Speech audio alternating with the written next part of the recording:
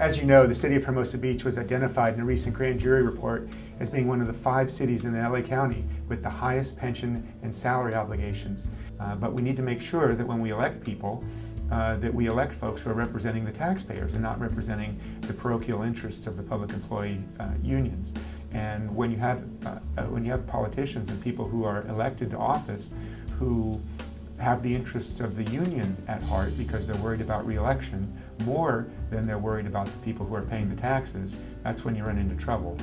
Working in the public sector is actually a better deal than working in the private sector. So somehow we've gotten out of kilter there in some way.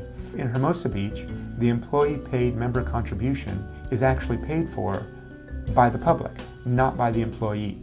So eventually, the public employees need to understand that they've got to pay for their own pensions just like everybody else who works does.